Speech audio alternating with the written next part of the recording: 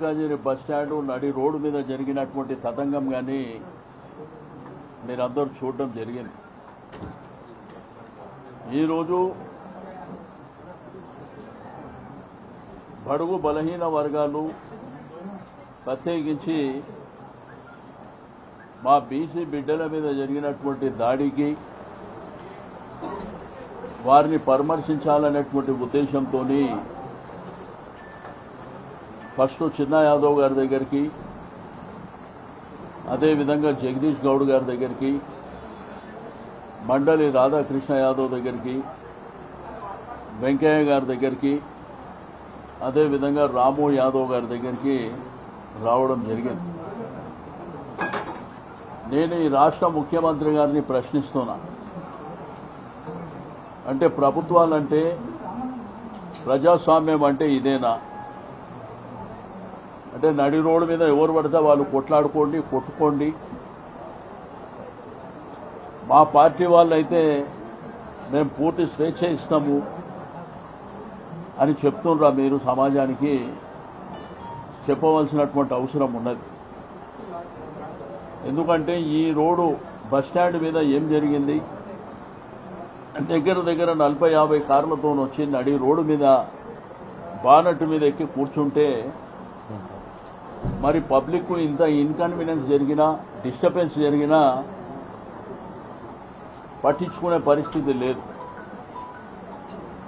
దెబ్బలు తిన్న మా వాళ్ళ మీద మళ్ళా ఉల్టా కేసులు పెట్టారు. కొంతమంది ఎస్సీ ఎస్టీ యాక్ట్ కానివ్వండి, పబ్లిక్ న్యూసెన్స్ అని రెండోది. నిన్న రాత్రి కూడా ఏదో ఫ్లెక్సీలు చింపారని చెప్పి నిన్న కేసులు పెట్టారు.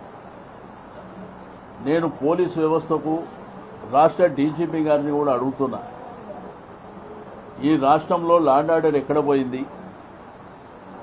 శాంతి భద్రతలు ఏమన్నా కాపాడుతున్నారా?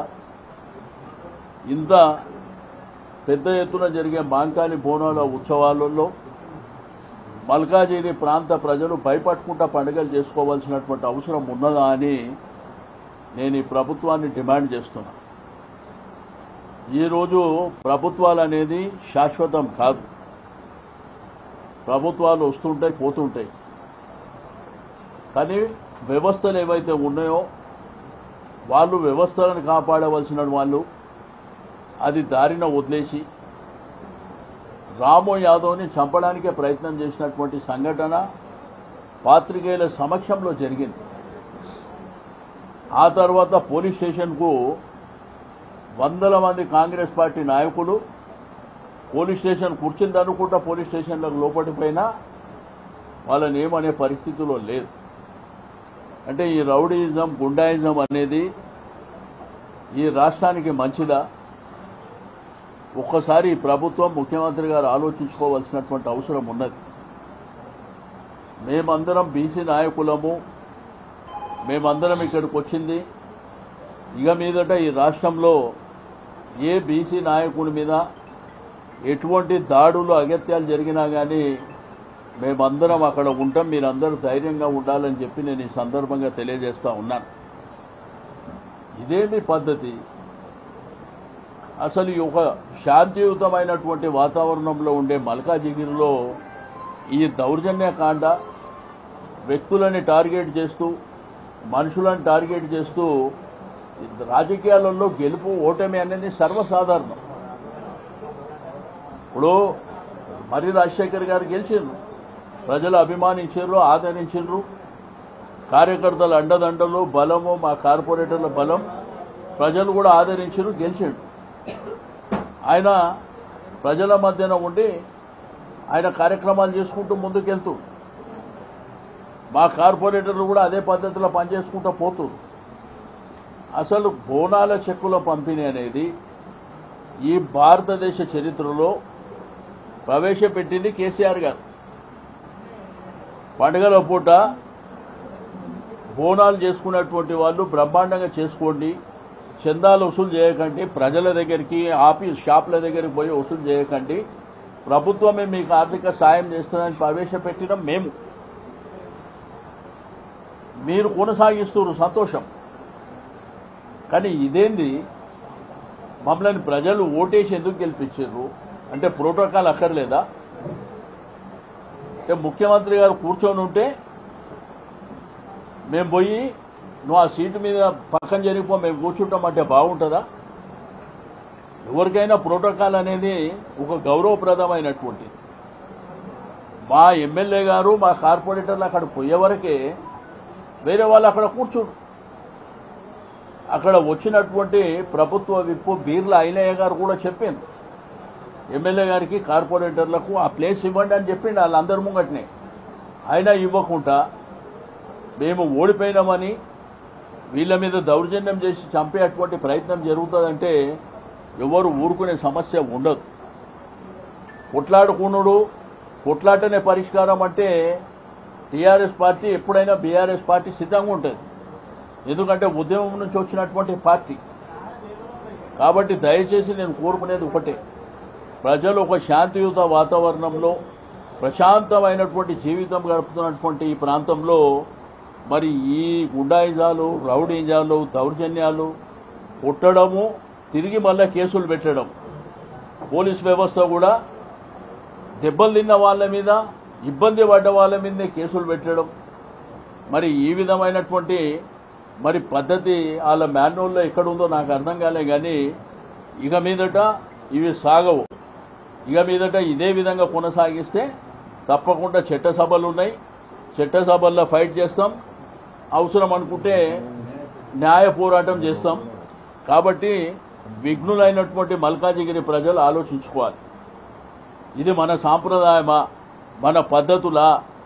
మనం ఒక 70-80 సంవత్సరాల నుంచి మల్కాజిగిరి గ్రామంగా ఉన్నప్పటి నుంచి ఇప్పుడు పట్టణంగా హైదరాబాద్ సిటీ సెంటర్లో వచ్చినటువంటి వాతావరణంలో దీన్ని ఎవరన్నా సమర్థిస్తారా? ఒకసారి ప్రజలు ఆలోచన చేసుకోవాల్సినటువంటి అవసరం ఉన్నది.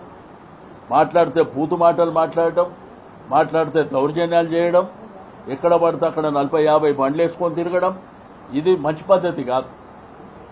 ప్రజలకు ఇన్కన్వీనియన్స్ అయ్యేటువంటి అంశాలని ఓకే, రాజకీయాలలో ఎట్లుండాలి, స్పోర్టివ్గా ఉండాలి. ఓసారి ఓడుతాం, ఓసారి గెలుస్తాం. ప్రజల అభిమానం చూరగొనడానికి మన ప్రయత్నం ఏందో అది చేసుకొని పోవాలి. కానీ ఈ దౌర్జన్య కాండని మాత్రం రాష్ట్ర వ్యాప్తంగా కూడా నిన్న ప్రశాంత్ రెడ్డి ఇంటి దగ్గర అదే జరిగింది. సికింద్రాబాద్ అసెంబ్లీ నియోజకవర్గంలో బోనాల చెక్కులప్పుడు అక్కడ అదే గొడవ సృష్టించారు, కుక్కడపల్లిలో అదే గొడవ సృష్టించారు. ఇదేమైపోయింది? మితిమీరిపోయి. ఈ మితిమీరిపోయినటువంటిది ముఖ్యమంత్రి గారు ఆలోచన చేసుకోవాలి. మీరు వేదికల మీద మీరు మాట్లాడే భాషనే అందరూ నేర్చుకొని అదే భాష మాట్లాడుతుంది. ఇది రాష్ట్రానికి మంచిదా కాదా? మరి విఘ్నులైనటువంటి ప్రజలు కానివ్వండి, లేకపోతే కాంగ్రెస్ పార్టీలో కూడా విఘ్నులైన వాళ్ళు ఆలోచన చేసుకోవాలి. ఈ సాంప్రదాయాలు కరెక్టా? మరి ఇక పోలీసు ఎందుకు, వ్యవస్థలు ఎందుకు? కొట్టుకుందామంటే ఇక అందరం కొట్టుకుంటూ పోదాం. మీరు కొట్టుకున్నాడు, మేము కొట్టుకున్నాడు, ప్రజలు కొట్టుకున్నాడు. మరి ఇదే సాంప్రదాయం అనుకుంటే అదే సాంప్రదాయంలో పోదామంటే ఎవరికి కూడా అభ్యంతరాలు ఉండవు. కానీ ఇది పద్ధతిగా లేదు. దౌర్జన్యంగా వాళ్ళని కొట్టడం ఏంది, చెక్కులు ఇస్తామని పిలవడం ఏంది, అక్కడ ప్రోటోకాల్ పాటించకపోవడం ఏంది? మరి ఈ విధంగా దౌర్జన్యం. ఇప్పుడు రాజశేఖర్ గారు ఎమ్మెల్యే గెలిచిర్రు, సరే మీ ప్రభుత్వం వచ్చిండొచ్చు అంటే ఆయన ప్రోటోకాల్ ఉండదా? మా కార్పొరేటర్లు ఉన్నారు, ప్రోటోకాల్ ఉండదా? ఇప్పుడు మా కార్యకర్తలు, మా నాయకులు, మా మాజీ కార్పొరేటర్లు ఒకే వేదిక మీద ఎక్కద్దంటే ఎక్కరు. అది ప్రోటోకాల్ కాదు. కాబట్టి అది పాటించవలసినటువంటి అవసరం ఉన్నది. ఏదైనా కానీ ఇక మాకు అధికారం శాశ్వతం, మేము ఏదైనా చేయగలుగుతాం అనుకుంటే ఇక మీ కర్మ, మిమ్మల్ని ఎవరు కాపాడలేరు. తప్పకుండా భవిష్యత్తులో ప్రజలు అన్నీ నిర్ణయిస్తారు. కాబట్టి ఈరోజు మా టీం అంతా అందరి దగ్గరికి వెళ్ళినాం, పరామర్శించినాం, వాళ్ళకి ధైర్యం చెప్పినాం. మేము ప్రజలకు కూడా ధైర్యం చెప్తున్నాం, మీరు పండుగలు ప్రశాంతంగా జరుపుకోండి. ఇవన్నీ జరుగుతూనే ఉంటాయి రాజకీయాలలో, ఇవన్నీ నడుస్తున్నాయి. కానీ కొత్త సాంప్రదాయం వచ్చింది తెలంగాణ. ఏడబడతాడ దౌర్జన్యాలు చేయడం, ఇండ్ల మీద కొట్టడం. ఇప్పుడు మొన్న ప్రశాంత్ రెడ్డి ఇంటి మీదకి పోయి దౌర్జన్యం చేయడం. ఎక్కడ పోతున్నాము? 10 సంవత్సరాలు కేసీఆర్ గారి ప్రభుత్వం పరిపాలన చేసినప్పుడు ఏ రోజన్నా ప్రతిపక్షానికి సంబంధించినటువంటి నాయకుల ఇళ్ల మీదకి మేము పోవడం కానీ, మీటింగ్లలో గొడవ జరగడం కానీ ఏదన్నా సాంప్రదాయాలు చూసిండ్రా? ఇది కొత్త సాంప్రదాయానికి నాంది పలుకుతుంది. బట్ ఇది ఏమవుతుందంటే అల్టిమేట్గా పక్క రాష్ట్రాలు కానీ భారతదేశం ముంగట మన రాష్ట్రమే అవమానాల పాలవుతుంది. వాళ్ళు కూడా రేపు చిన్న చూపు చూసేటువంటి ప్రమాదం ఉన్నది. కాబట్టి నేను దయచేసి పోలీస్ యంత్రాంగానికి, ముఖ్యమంత్రి గారికి నేను డిమాండ్ చేస్తున్నా, ఎవరైతే ఈ యొక్క చర్యలో పాల్పడ్డారో వాళ్ళ మీద కేసులు ఫైల్ చేయండి, వాళ్ళ మీద చర్యలు తీసుకోండి. రెండోది, ప్రజాస్వామ్యవాదులంతా దీన్ని ఖండించవలసినటువంటి అవసరం ఉంది. పార్టీలు వేరైనప్పటికీ వ్యవస్థలో చాలా మంది ఉంటారు, రాజకీయాలకు సంబంధం లేని వాళ్ళు కూడా చాలా మంది ఉంటారు. దీన్ని తప్పకుండా అందరూ ఖండం చేయవలసినటువంటి అవసరం ఉన్నది.